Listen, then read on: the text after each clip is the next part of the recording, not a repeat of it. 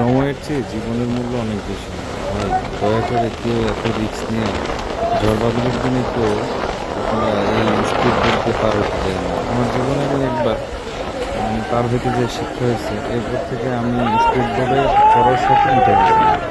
আল্লাহ যদি বাঁচায় রাখে কোনোদিন আমি ঝড় তুফানের মধ্যে স্পিড বোটে কোনোদিন আর উঠবো না। কারণ নিজের চোখে আমি একদম মৃত্যু নিজের চোখের সামনে থেকে দেখছি। তারপর হলো আসলে আমি সাঁতারও যাই, তো সেদিন আমি অনেক ভয় পাইছিলাম। এরপর থেকে প্রতিজ্ঞা করছি যে কোনো দিন আর আমি ঝড় বাদলের মধ্যে কোনো দিন স্পিড বোটে উঠবো না। আবার যেদিন আমি আসতেছিলাম সেদিন ছিল রাতের বেলা 9টার পরে।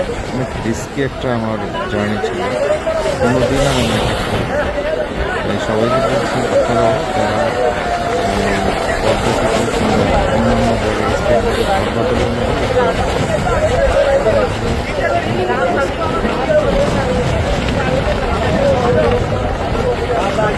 দেখেন কি অবস্থা।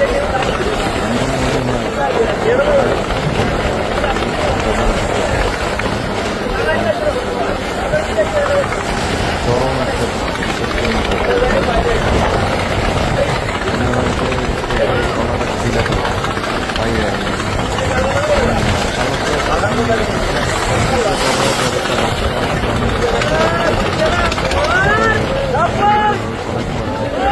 তো সেদিন আসলে আল্লাহ আমাদেরকে নিয়ে যেতে পারলে হয়তো বা আল্লাহ আমার কাছে আমি যেতে পারতাম।